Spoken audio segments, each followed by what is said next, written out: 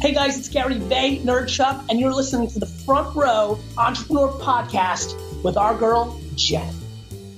Oh my goodness, I am so excited about today's episode. I'm doing something a little bit different. It's a super short episode. It's a little over 7 minutes. And I recently had the opportunity to listen in on a panel with two of the smartest folks that you'll find out there as it relates to AI in your business. It's Josh Chapman and Cindy Beckett. And they are talking about using AI as a thought partner in your business. So please listen to the whole thing. It is, again, it's only 7 minutes. They talk about AI in a way that is really easy to understand. I think you're going to have a lot of light bulb moments. And then make sure and listen all the way through, because at the end, I'm going to blow your mind. All right. Ready to dive into some cool stuff about AI? Today, we're all about AI as a thought partner. Yeah. We've got these presentation slides. Right. And they're going to help us unpack this whole idea. It's exciting stuff, going way beyond like just asking a chat bot to, write you a poem or something. Exactly. More like, how do we actually use AI to unlock those next level ideas? Yes. The visionary ideas. Exactly. And that's what I love about these slides. Right from the start, they're like, you're the visionary. It's about you. Yeah. Like speaking right to that ambition. And it's framing it as AI becoming like an extension of you. Yes. Not just the tool you use. Yeah, not just a tool. It's like part of your thinking. It's amplifying your ability to think in ways you haven't even thought of before. Like AI is this partner who can see further down the road than you can. Exactly. And these slides break it down into 4 roles for a visionary: thought partner, assistant, data analysis, and marketing. It's a good list. It's a good list. And I'm thinking thought partner. That's the juicy one. Yeah, they put that first for a reason. Okay, but before we get ahead of ourselves, let's do a quick rundown on what each of these roles looks like for a visionary. Love it. Starting with assistant. Sure.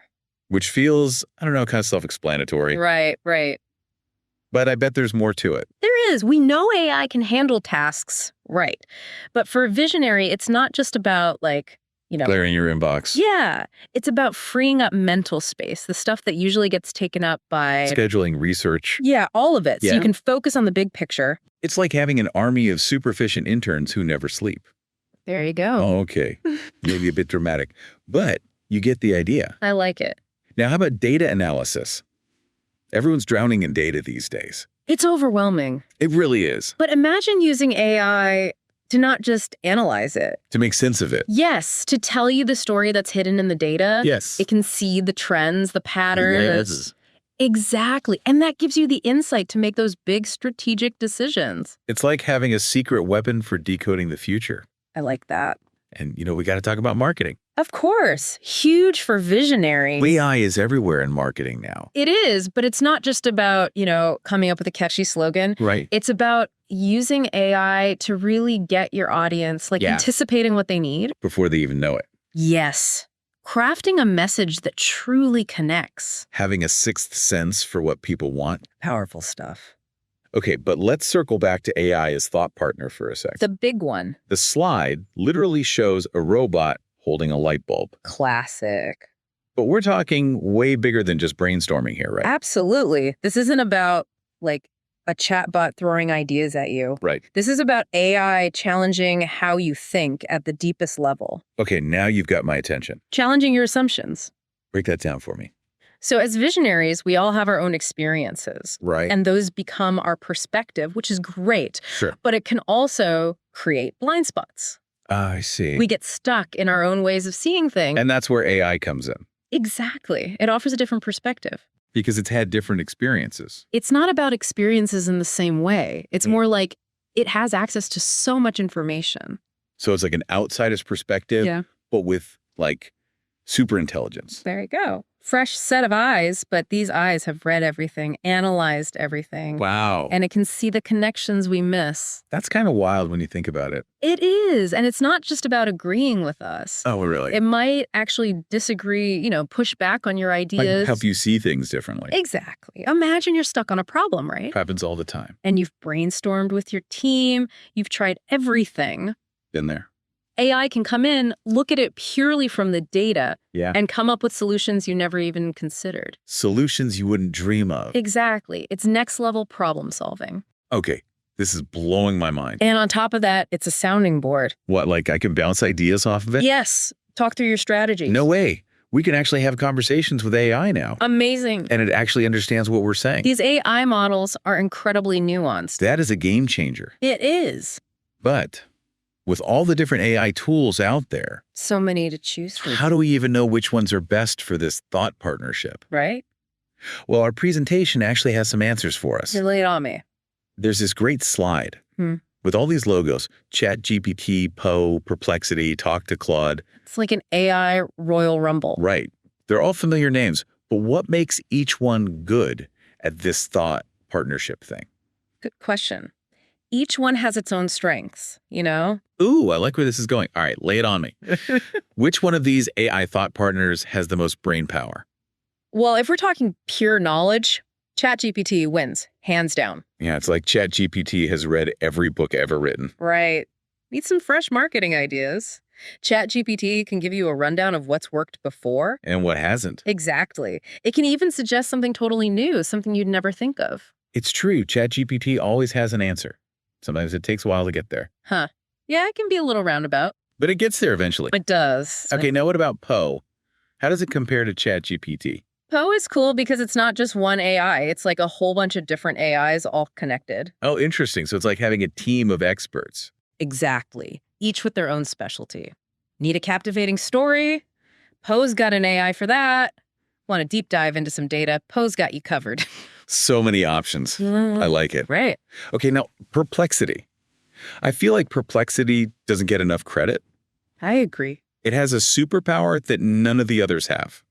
What's that? It's a research machine. Oh, totally. Right. The other AIs, they mostly rely on what they already know. But Perplexity actually goes out and finds new information. Yep. It scours the internet, reads everything, and then tells you what's up. And it gives you its sources, right? Exactly. So you know you're getting accurate info. That's amazing. Like having your own personal fact checker. So valuable. Okay, last but not least, we've got Talk to Claude. This one's interesting. It sounds so intriguing. Talk to Claude that wants to have a conversation with me. It does. More than any of the others, Claude is all about natural, engaging conversations. You mean I can actually talk to it? Like a real back and forth? Yeah, it's designed to feel like you're talking to a colleague. Wow. So it's not just about giving commands or asking questions. It's about actually brainstorming together. Precisely.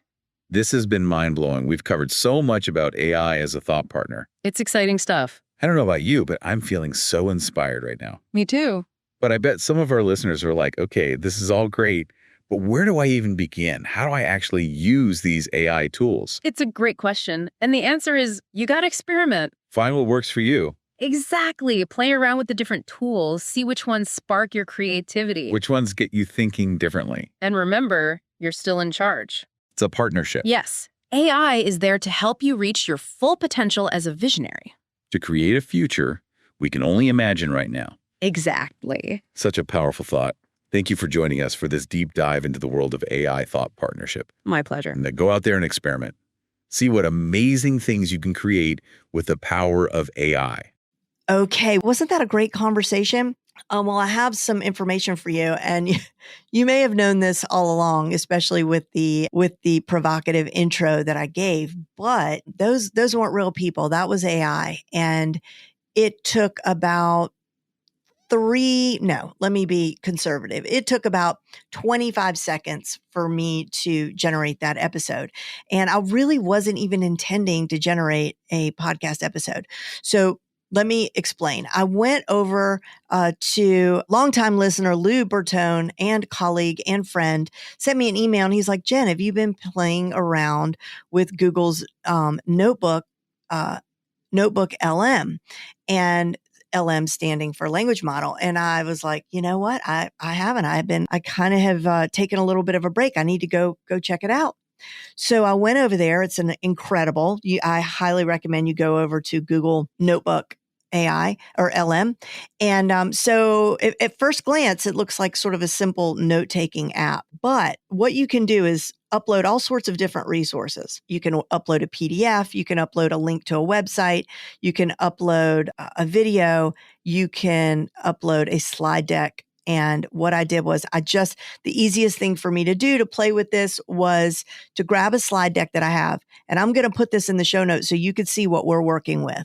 It was literally 5 slides that were mostly images, that they were like basically title slides. There was no copy. There were no notes in the slide.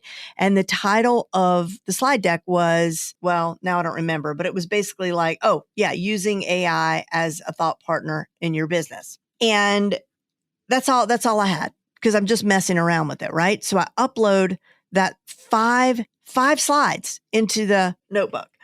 And then I notice this little button that says create an audio review. So I clicked that button, and what came out was the podcast that you just heard.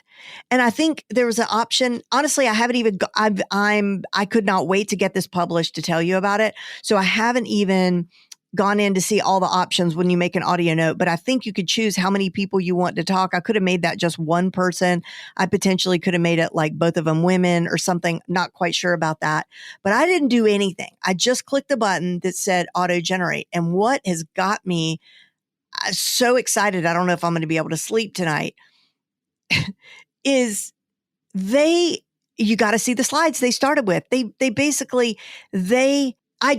Let me also say, I did do a presentation and a video with these slides. I actually presented it both in my work world, and I also did it in my role as a part-time professor at a business school. And when I did that presentation, I pretty much said everything that these two folks said. And I would say they actually kind of, I think, especially as it relates to the way that they spoke of the differences of each of the AI tools that were mentioned, I think they kind of did a better job than I did. And they really sounded so natural, the banter, the back and forth. It's really incredible. So I couldn't wait to get this to you. Make sure you check it out, because even if, look, I'm not going to use this for podcasting. My podcast is always going to be me. But if you think about how this can fit into course creation, just the notebooks themselves, when you go and see all the tools that are laid out before you, you can, for example, create a FAQ from your notebook, a study guide, a table of contents, a timeline, a briefing document. And again, you get to lump all your resources in there. So maybe it's, a couple of your blog posts, but then you also use, a website that's in your industry, but it's not necessarily your website, but it's filled with a lot of research and information that you'd like to incorporate into some sort of a piece of content, or just to gain understanding and learning about something. So just go check it out. This is what it means to be a front row entrepreneur, you guys. It is staying on top of these incredible new tools and deploying them in our businesses. I'd love to hear what you think after you play with it. Send me a DM over on Instagram. It's Jen_Lehner. Can't wait to hear from you. See you next time.